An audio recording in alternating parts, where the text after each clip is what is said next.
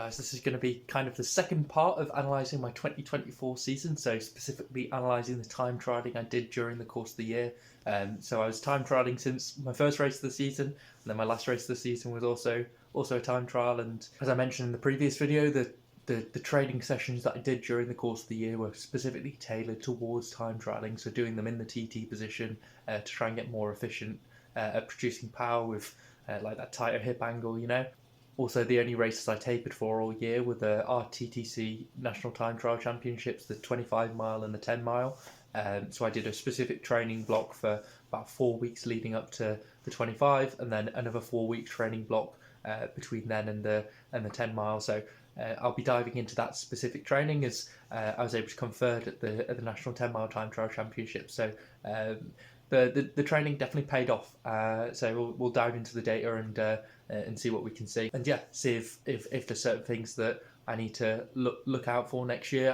I like the approach that I took, but there's definitely things to look out for in terms of symptoms of overtraining, and maybe how my CTL, my ATL, TSP fluctuates during the course of the year, and if that can be symptomatic of seeing a plateau or getting ill. So yeah, look into that.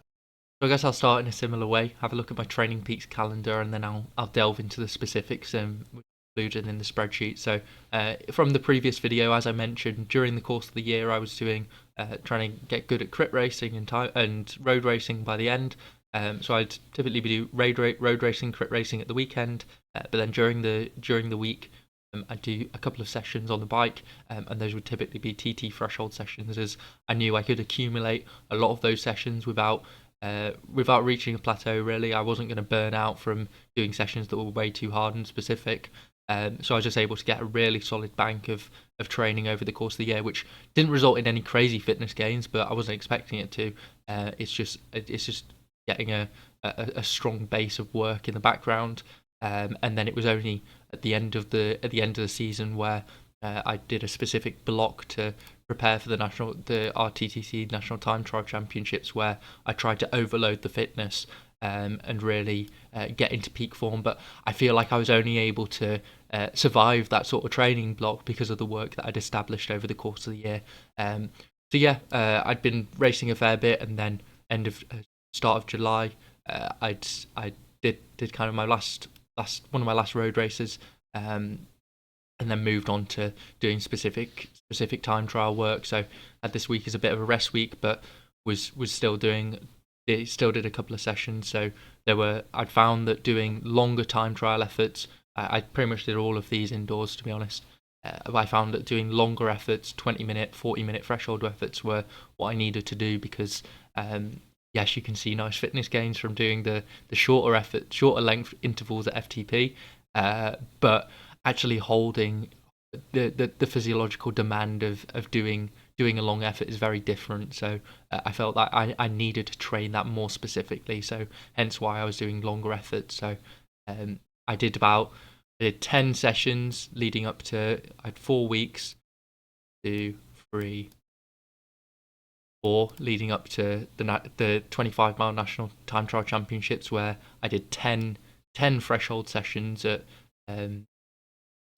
aiming for around FTP. But I do this, it was mainly to feel. I really wasn't being super anal about the power, really, as my approach is more so like if I'm on a bad day, forcing the power out is not going to be good for me, as if I'm doing threshold sessions every other day like I'm doing here, if I'm forcing a power target that I just can't hold sustainably, then this session's going to be really hard, but then I'm just not going to be recovered for the next one. So I'd ease off the gas and do it more to feel, and then move on to the next session, hopefully be better for that. So the way I structured the training plan to induce some progressive overload was to increase the volume at threshold.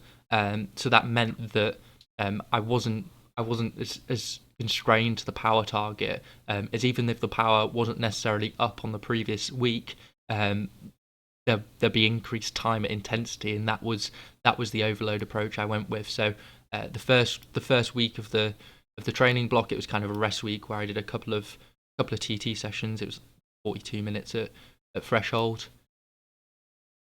and then the second week it was about 48 minutes at threshold. So 2 by 24 minutes or 1 by 48 minutes.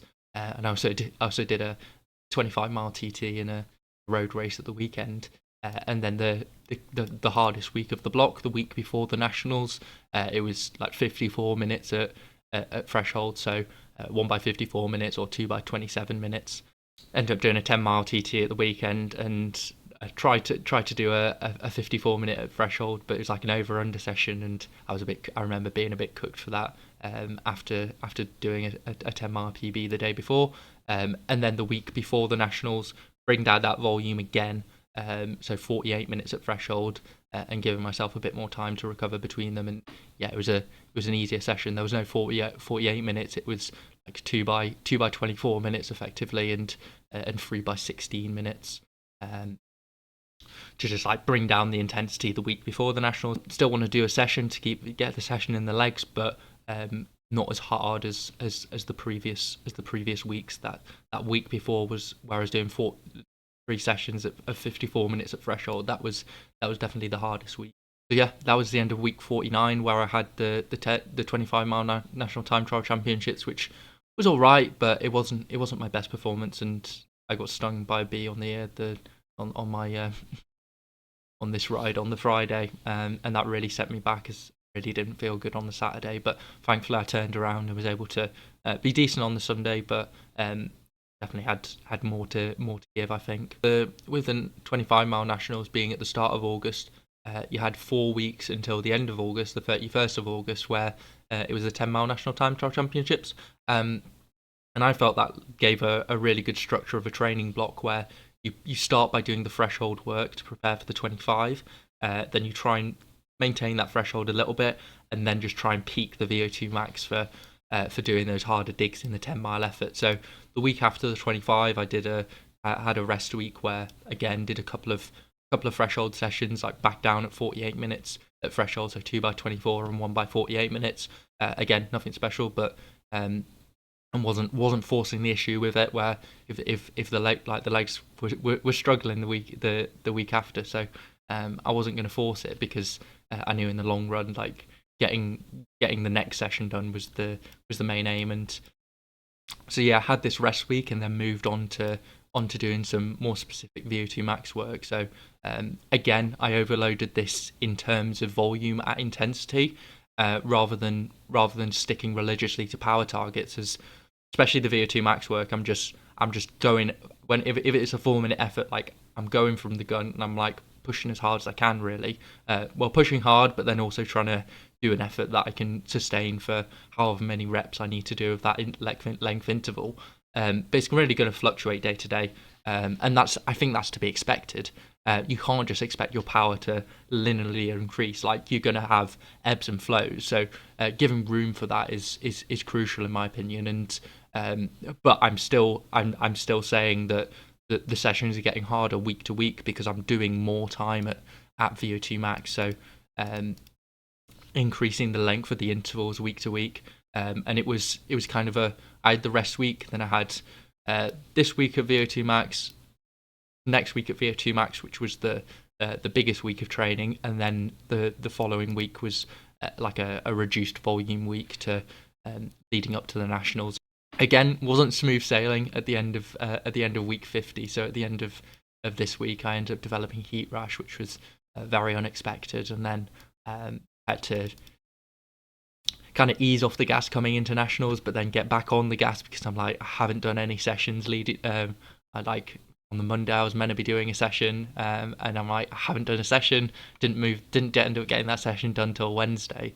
So I ended up having to adjust it on the fly, but it ended up going quite well, because I still ended up managing to come joint third at the National Time Trial Championships, which is pretty good, not gonna lie. As I mentioned, I did come up with this training plan many weeks ago, week 33, when I'd written this piece of paper out. Like I said, there's more detail behind it, but this is the summary that I just needed to look at and go, okay, that's what's on the cards. And look, it's all the way up until week 53, so week 46 to 49 being the training for the 25-mile nationals, then week 50 to 53 being the training for the 10-mile nationals. And I've summarised these sessions here. As I mentioned, during the course of the year, I was doing the TT work, and during for this training block, so from week 34 onwards, the TT session, I wasn't doing as many TT sessions because I was doing a fair bit more crit racing, but these TT sessions were slightly different to just pure threshold. So I'd experimented with some spiked threshold and also some over-unders. So with the spiked threshold, I'd be doing some anaerobic or VO2 max type efforts. So 2 minutes, 1 minute, 30 seconds interspliced within a long threshold effort. I still wanted to keep those long threshold efforts of 1 by 40 minutes, 2 by 20 minutes, because I found that those longer efforts that's the specificity that I needed going into doing a 25-mile time trial, because you don't get that specificity from efforts that are shorter than the 20 minutes, I'd say. And then also the latter half, I'd experimented with doing some over-unders, and these sessions they're interesting, but they didn't really move the needle too much, and I had to readjust them with illness and stuff like that. So I can get into that with looking into seeing if you can identify illness through your CTL, your ATL, TSB. Just looking back in hindsight, I'd also planned out the training block for the National Time Trial Championship. So I don't know if it's a bit hard to see here, but this week 46, that being 42 minutes at threshold, week 47, 48 minutes at threshold per session, 3 sessions per week for both weeks. Week 48, around 54 minutes at threshold, and then week 49, the actual week of the Nationals, dropping that back down to 48 minutes at threshold. So I'd bump up the length of the intervals, but then the rest would stay the same. So 2 by 21 minutes with 8-minute rest, then moving up to 2 by 24 with same rest, 2 by 27 with the same rest, then back down to 2 by 24 with the same rest. As that just gives you the room to not stress out about your power and not absolutely bury yourself in a session, because I don't think TT threshold sessions should feel like you're on the limit. Like VO2 max is a bit different, but still with the VO2 max stuff, like I want to give myself the room for that power, so I'm not getting stressed out if my power's like down a couple of sessions. Like I know that overall the training load's going to be higher because I'm overloading in terms of volume. So week 51, 5 by 5 minutes, week 52, 5 by 6 minutes, so overloading that, 25 minutes of work, moving up to 30 minutes of work. And then the week of, I had to adjust this because of the heat rash, but 4 by 6 minutes, so dropping it down again significantly, well, back down to similar sort of volume to week 51. And week 50 was just this rest week after the Nationals, and it was just trying to like maintain a decent level of TT threshold. So it's like do the 25-mile block, get my threshold to the highest it's ever been on the TT bike, and then try and maintain that, but then also bring up the VO2 max to be able to do even better at the 10-mile, because 10-mile is a VO2 max effort at the end of the day. Since week 33, this is kind of all the TT sessions I've done. So these sessions for the 25-mile nationals and the 10-mile nationals, they're very simple sessions, really not overcomplicating. It was just X by Y minutes at VO2 max or threshold. So I'll just have a look what some of these look like in Training Peaks. Let's find a good one. So yeah, like the final hard session I did. The sessions really don't need to be overcomplicated. So I did a couple of surges, and then like a ramp, and then some max sprints and on the indoor bike with ice vest on, and then I'd get out on the road and do my 4 by 6 minutes, and just up the hill, down the hill, up the hill, down the hill. You don't need those fancy sessions that you might see and get prescribed by Zwift or Trainer Road. Yeah, final 1 by 54 minute leading up to the 25-mile nationals. This was just on the turbo, so super basic. Look at that. Like, you can't get any more basic than that, can you? Surges, VO2 max ramp, a couple of sprints, and then just a 54-minute TT effort. Like I said, I did do some more fancy sessions during the year just to play around with them. So kind of May, I was doing these spiked threshold efforts. We'll just have a look at what one of those looks like. I am cherry picking the nice one, not gonna lie. So yeah, it's still quite a basic session, to be honest. Like it's a session that's basic enough that I write it down on paper, I memorize what I'm going to do before the session, and then that's it. I just crack on with the session.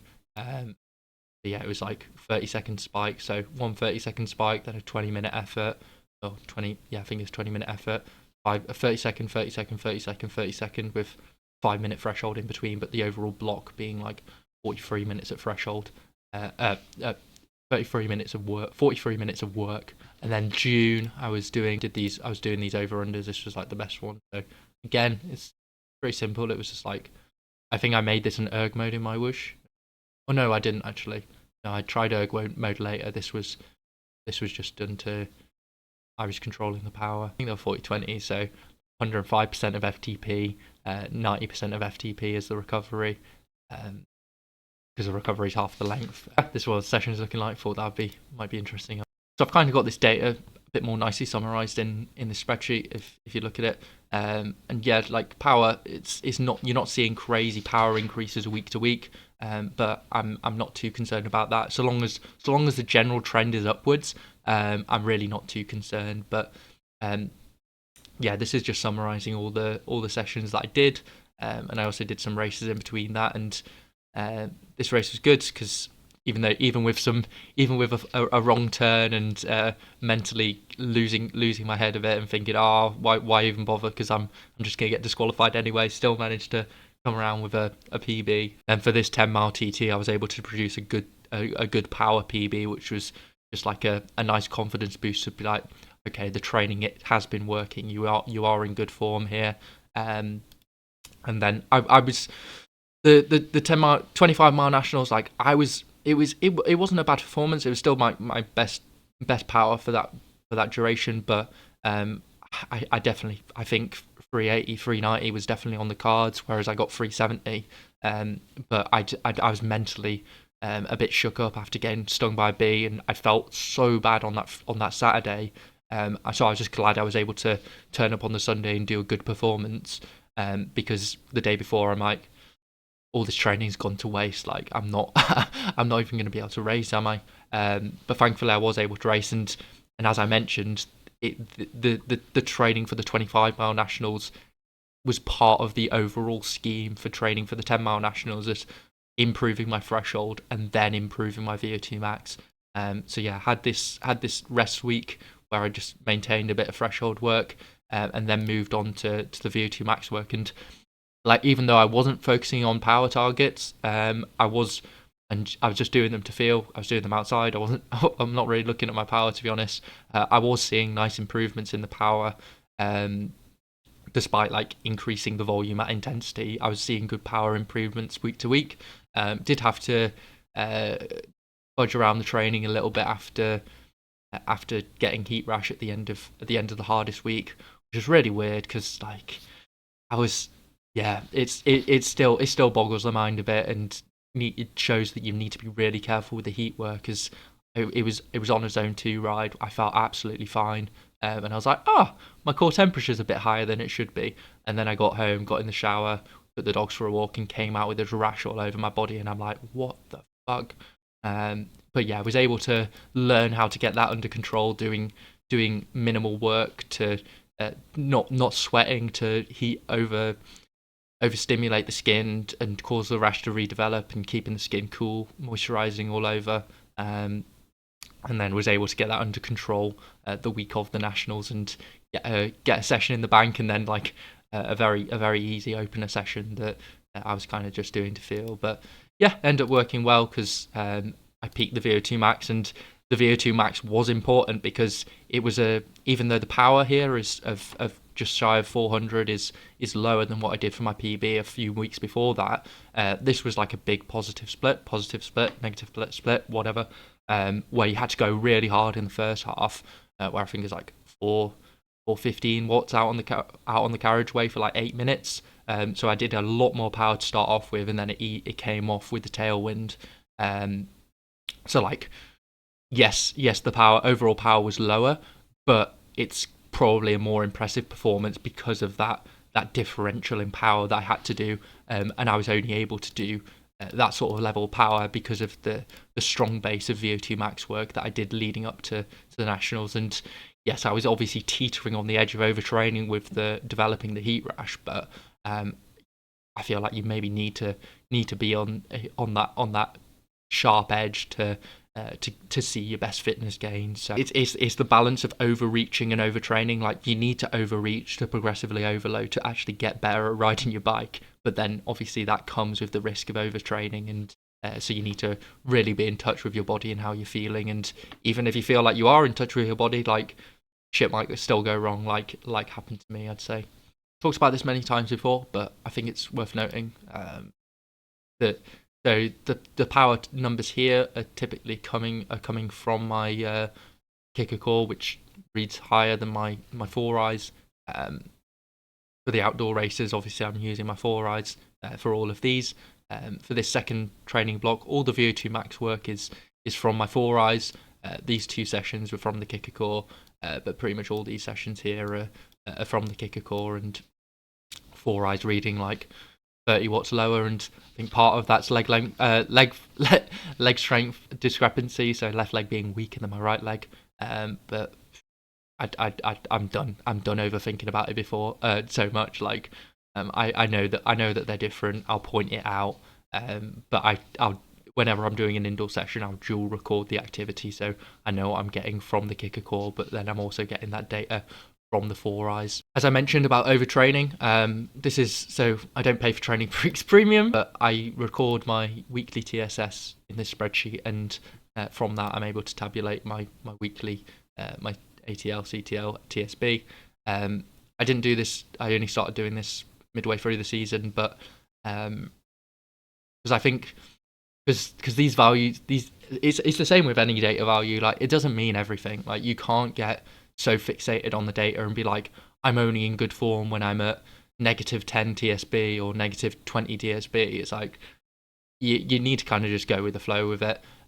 Looking back on this stuff with hindsight is maybe more interesting to see, especially with this being like my first season on the bike. This is the first time that I've ever had like this elevated a CTL for this prolonged period of time. So I don't really know how I was going to react. So yeah, I started off the year with getting to like my highest ever, like pushing on 1,000. A CTL of 1,000 being the past 6 weeks being 1,000 TSS weeks. So yeah, pushing on close to 1,000 CTL. But then with Zwift Academy coming up, so the aim of that was to kind of let my TSB stabilize, so the difference between my CTL and my ATL, letting that stabilize, because I'd been in the big negatives from the previous few weeks being harder than the previous 6 weeks of training. So the first 10 weeks I really built this up after my off season, but then I let that come down a little bit. Well, it was mainly just letting the TSB stabilize, so that I wasn't burnt out going into Zwift Academy.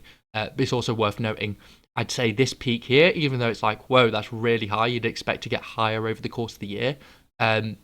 You got to think about the training before that as well. Like, when I was working at GSK, the training, my biggest weeks weren't anywhere near this.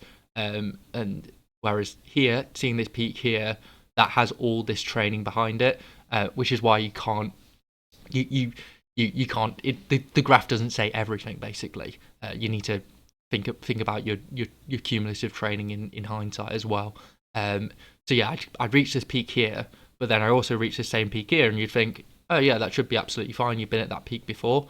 But this is actually when I got ill, like the first time I got ill with some heat stress overtraining,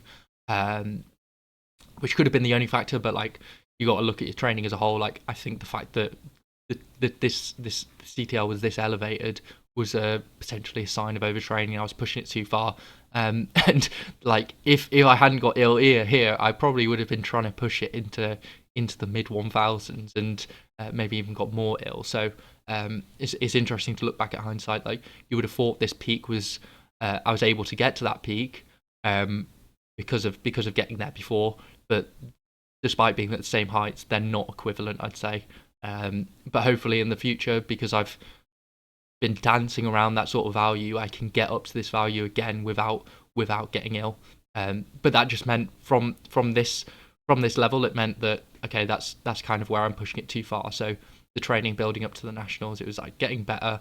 But week 49 was the nationals, so I got back up to a decently high fitness, but I wasn't teetering on the edge of this because that was clearly too much for my body to handle.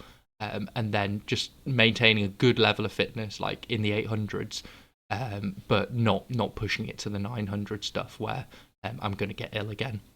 Ideas for next year of being aware of how my body responds to the training, but because I've got this base of this whole year of being an elevated CTL, of getting lots of training in the legs, you'd think I'd be able to sustain this level of peak and even try and push to new peaks, and that's how you get better overall. It's like progressive overload 101, isn't it? I've been going on and on about how my training wasn't crazy over the course of the year, but if you look at my time trialing results, so this is my spin data profile, I was consistently improving race to race. Now, in terms of power, I wasn't really.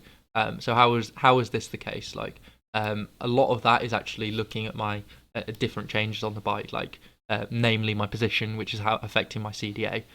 So I've been tabulating this over the course of the year. So yeah, looking at my time trial performance and trying to be as objective about it as possible, and looking at all the factors. And so I know that it wasn't this power increase for my 10 mile and my 25 mile. It's not that crazy over the initial part of the year. It's only really bumps up when I did that crazy training block. But there was a consistent improvement in CDA over the course of the year. So I knew I was getting faster, and I was getting faster because I was being better and more diligent in holding position. If I'm calculating my CDA, I'm seeing a general good improvement. There's obviously outliers like this with a greater CDA for the national 25 mile, but that's comparing to that being a much harder course with hilly, and it was a lot more draggy, so everyone's doing slower times on the day, and that's why I'm trying to course correct it. So I have my CDA estimates, but the best way to evaluate your change in performance is your spin data point score. This is accounting for every other rider on the day, and looking at your performance compared to their performance. And so that takes into everything into account: the course, the conditions. So if you're seeing an improvement in this score, that is like the best sign for, especially if you normalize this for power. So if your power's staying the same but your spin data score's improving, that means your CDA is definitely improved. A very good sign that your CDA is improving. Obviously, it's not foolproof, but you'd have to. Lots of people would have to have like off performance as like better or worse than their own performance to skew it. So like for the national 10 mile time trial, like this isn't a crazy score, but that's partly because of my previous spin data ranking, I think, and some other people who really overachieved in that race. We overachieved, and it meant that the spin data score given to everyone else is lower, even if they didn't have necessarily a bad day, which is interesting. But even with those caveats, like this score is the best estimate of if you're improving. And this first race of the season wasn't very good. This one I got dobbed for a 30-second time penalty, but then after that I was starting to get the hang of it, and I was seeing decent improvement, not an improvement in every race, like my 25 mile PB where I took a wrong turn, like it's showing a worse spin data performance than my first 25 miler, and the float being a indicator of conditions as well. So this was a fair bit better conditions. It's good to calculate your CDA, but even on a flat out and back course, like it's going to be really affected by so many different conditions. So for the 10 mile nationals, it was a big old headwind on the way out, and a tailwind on the way back, and that's really going to affect your CDA. Like I bet this performance here was on the same course in Cambridge, and my CDA obviously it's not 0.184 and 0.190. So you'd think, the CDA is worse here, but not necessarily, because I had to go into. I'm not really accounting for that change in wind direction. I tried to account for it here, but other people have more sophisticated CDA calculators that would account for the wind and stuff. And like I said, I'm trying to come up with some sort of system to do the same. But I think spin data points is your best bet, and yeah, really happy with because I was able to get in my 9 races. It meant that I was able to bump this off to this being my worst performance of the year and this being my best performance of the year. So it takes an average of these middle 6 performances, and that calculates your score for the year. And it was able to give me a national ranking of 25, which is good. So we'll look to consistently be around this mark for next year and even better, and continue to bump up my spin data ranking score. Getting the result at the championships, like getting this result, that's what matters. And but if you're improving your spin data ranking score, that's going to be reflective of you improving on the bike, and you improving on the bike means you're going to be in a better chance of doing that sort of performance. Really, basically, I want to get better. Oh, crazy, I know. First person that's ever had that goal. One final thing, you might have noticed it when I'm going through my training peaks, is in red I have this TT threshold estimate that I do occasionally. And I mainly did it leading up to the nationals, as it was kind of a way to hold myself accountable, where I'd look at the training sessions I'd done over the course of the week and the previous week, and seeing if what I'd expect my 1 hour TT power on the kicker to be. And yeah, I was just basically looking for an upward trend. Like I say, I'm not too fussed about the power week to week, day to day. But I want that general trend in the power to be upwards. So holding myself accountable to that extent, and having a look at my performances, and trying to be objective about it, and be like, okay, am I improving week to week? And giving myself that room of, if I had a bad week, be like, okay, I doubt that's going to be significant on the overall scheme of things. But so long as things turn around the next week and I'm getting better the next week, I'm like, okay, we're golden. Because you can't expect linear upward progress. Like, it's that path to success looks like this. But like, it is true. Like, you can't force the issue of getting better on the bike. You just have to do the training, do it well, do it diligently, and then the fitness will just come with time. Yeah, that's how the year's gone. I was very happy with this year of training, racing, especially in the time trialing that I've just been focusing on. And maybe this is interesting to have an insight into how I structure my training. And I mean, part of it's I can agree that part of it's me just being the athlete, and I probably could have done some stupid shit and got away with it. But there has been a lot of thought that has gone into structuring my sessions, even if it's not the most conventional way of thinking. Like, I hope you can follow that there has been reasoning behind everything I've done, and it has been successful to an extent. But yes, it was my first year training to this extent with this elevated of a CTL for this prolonged period of time. So it's not surprising. I could have done other things and seen decent fitness gains, or even better fitness gains. Like, certainly there's room to grow with this training, and certainly I can certainly do things that would be more optimal for me. But I was experimenting with different things and seeing what works, to seeing if I can find that. I doubt I was going to find that magic bullet, but it's like, okay, try around with different things. Like, okay, I've tried that before. Now I know it either doesn't work or does work for me, and that sort of thing. But yeah, really happy with how this year's gone, and that's been reflecting mainly the final result of the season. But over the course of the year, like, I've seen nice consistent improvement, and that's all you can ask for, really. Just continuing to improve, and like, the work you're doing is paying off. So